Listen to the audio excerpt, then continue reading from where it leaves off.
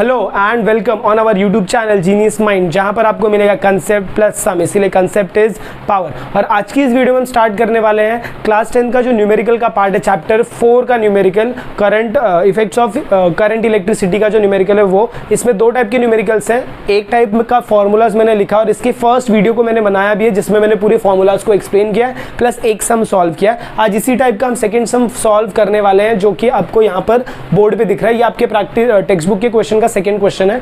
Let's see क्या बोला। देखो, दो टंगस्टन बल्ब है, दोनों का वोल्टेज दिया है, एक का वॉट है 100 वॉट और एक का है 60 वॉट। तो जब भी वॉट आपको दिखेगा तो समझ जाना वो पावर का वैल्यू। तो P1 का वैल्यू 100 वॉट और P2 का वैल्यू 60 वॉट। उसके बाद आपको क्या बोला, potential difference. Potential difference denoted by V is equal to 220 volt. Potential difference दोनों का सेम है, इसीलिए इसको V1 V2 नहीं लिखेंगे। अच्छा, इसके बाद आपको क्या पूछा है, find the current flowing in the main conductor. Main conductor में अगर मुझे करंट चाहिए तो मुझे पहले क्या करना पड़ेगा। देखो, फॉर्मूला तो मैं ये यूज करने वाला हूँ, P is equal to VI का फॉर्मूला, वो आपको दिख गया रहेगा। कैसे फॉर्मूला यूज करते हैं ये फर्स्ट वीडियोज में बताया है मैंने।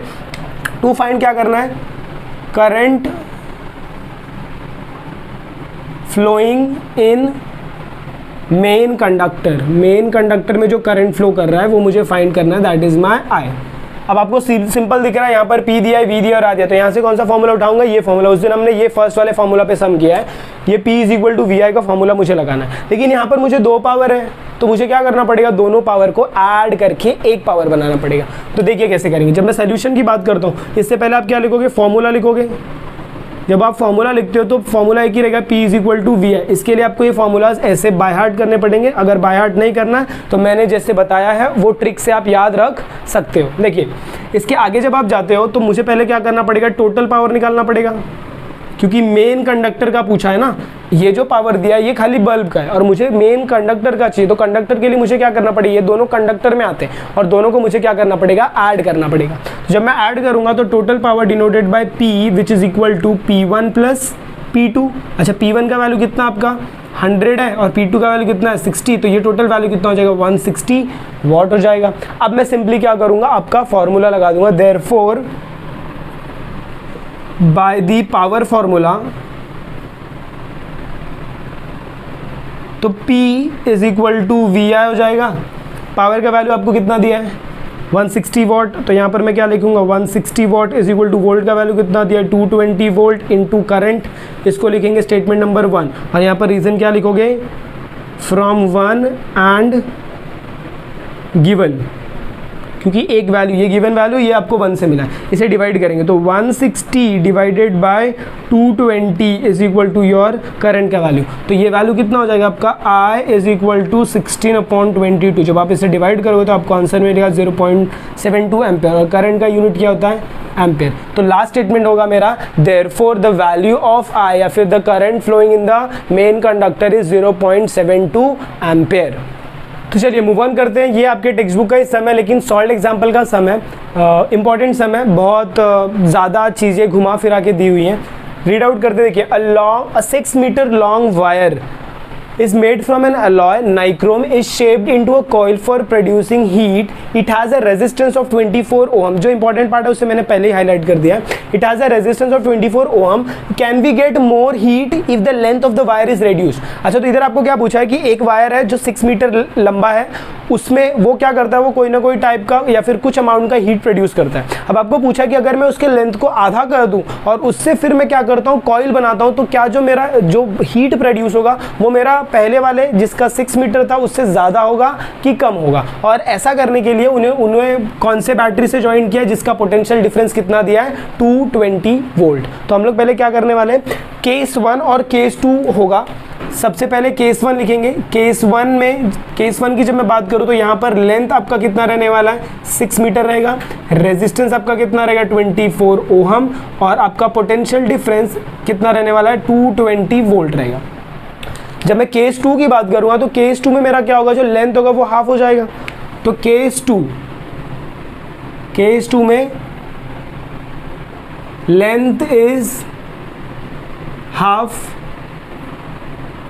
Of the original. अच्छा, हाफ ऑफ द ओरिजिनल, इसका मतलब पहले 6 था तो अभी का लेंथ कितना होगा 6 divided by 2 which is equal to 3 metre. Resistance कितना रहेगा, सेम रहेगा 24 ओहम और आपका पोटेंशियल पोटेंशियल डिफरेंस कितना आने वाला है 220 वोल्ट, ये भी आपका सेम रहेगा। अब इसमें आपको फाइंड क्या करना है, आपको अगर आप टू फाइंड की वैल्यूज चेकआउट करो तो टू फाइंड में आपको क्या करना है, पावर फाइंड करना है। पावर फाइंड करने के लिए आपको क्या करना पड़ेगा, फॉर्मूलाज यूज करेंगे। आपको क्या फाइंड करना है, पावर डिनोटेड बाय पी।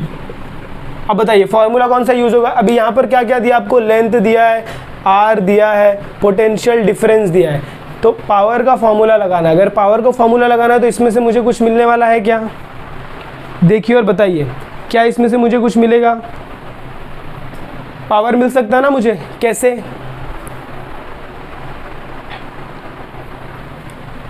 सोचिए ज़रा। ये जो आपको लेंथ दिया ना, ये कंफ्यूज करने के लिए दिया, ताकि आप उस लेंथ के चक्कर में कंफ्यूज होकर सम में टाइम वेस्ट करें। देखिए ये फॉर्मूलाज में मेरा कहीं लेंथ दिख रहा है क्या, नहीं दिख रहा है, तो लेंथ को अगर मैं हटा दूं तो मेरे पास क्या बचता है, पावर है, potential difference denoted by V और रेजिस्टेंस डिनोटेड बाय R। तो अगर आप ध्यान से देखो तो ये आपका ये वाला फॉर्मूला हो रहा है।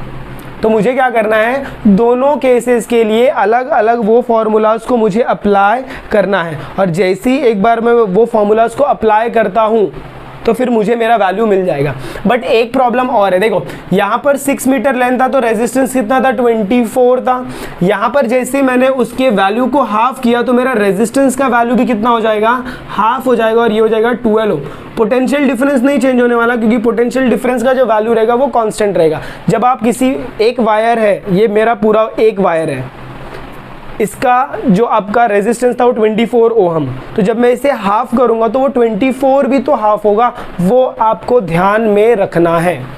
अभी चलिए फॉर्मूला की मैं बात करूं तो फॉर्मूला होगा P is equal to V square upon R. जब मैं सोल्यूशन की बात करूंगा तो सोल्यूशन में बाय पावर फॉर्मूला, और जब मैं पावर फॉर्मूला लगाता हूं तो फॉर्मूला मेरा क्या आ जा रहा है, P is equal to V square upon R. तो यहां पर पहले आप लिख दो फॉर केस 1,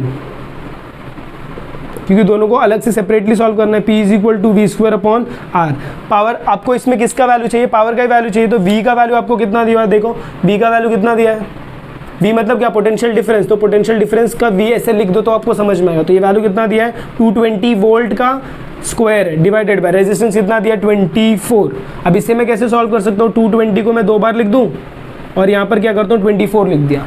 अब इसे आगे सॉल्व करने के लिए आप क्या कर सकते हो, 2 से कट आउट करो, 2 12 जा, 2 1 1 0 जा, 2 6 जा, 2 1 1 0 जा, फिर वापस 2 से कट करूँगा तो 2 3 जा, 2 5 जा 10, 1 कैरी, 2 5 जा 10, 55 हो गया।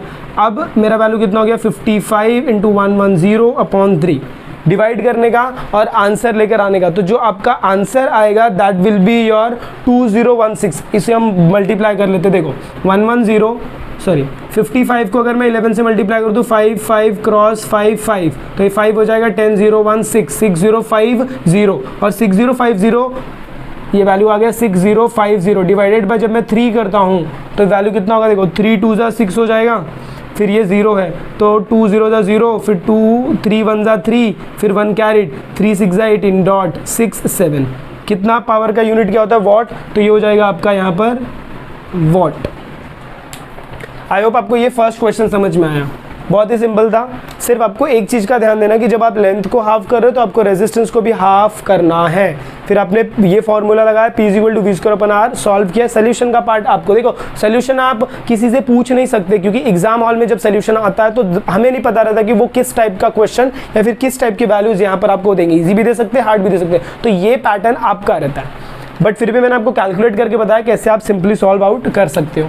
सेकेंड केस की अगर मैं बात करूँ, केस 2, तो जब मैं केस 2 की बात करता हूँ, केस 2 में सेम फॉर्मूला यूज होगा बाय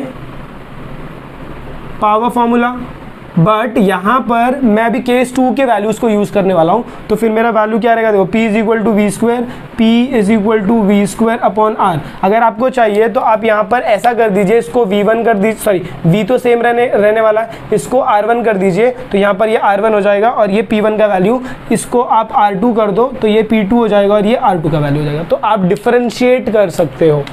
वी स्क्वायर का वैल्यू बताओ, वी स्क्वायर सेम आपका 220 है, तो 220 का स्क्वायर डिवाइडेड बाय आपका रेजिस्टेंस कितना है 12, तो यहाँ पर आ जाएगा 12। अब ये कितना हो जाएगा 220 इंटू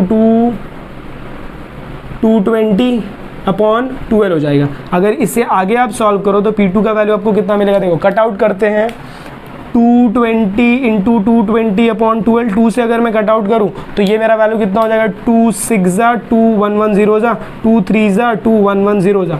अब 1110 इंटू 1110 मल्टीप्लाई करो, 11 इंटू 11 कितना होगा, 121, 2 बार 0 डिवाइडेड बाई 3। अब इसे अगर मैं 3 से डिवाइड करता हूँ तो मेरा जो वैल्यू आएगा देखिए वो क्या होगा, 121 डिवाइडेड 0 0 डिवाइडेड बाई 3, 3 4 ज़ा 12, 0 1 कैरिड, 3 0 ज़ा 0 हो जाएगा, ये 1.0 3 3 ज़ा 9, फिर 1.0 3 3 ज़ा 9, तो मेरा वैल्यू कितना आएगा 40। देयरफॉर P2 विल बी 4033.3, ये मेरा सेकेंड पावर का वैल्यू आएगा। अब आपको ये बताना है कि क्वेश्चन में देखो एट द एंड, अभी हम लोग ने दोनों का पावर फाइंड कर लिया, आपको क्या पूछा है, can we get more heat, yes, तो आपको आंसर लिखना है। कैसे आंसर क्या आएगा, yes we get more heat if the length of the wire is made half। इतना इजी सम था, बट कॉम्प्लिकेट करके पूछा है। सारा कॉम्प्लिकेशन एक ही जगह, जब आप लेंथ को हाफ करते हो तो आपको रेजिस्टेंस को भी हाफ करना है। आई होप आपको ये क्वेश्चन समझ में आया।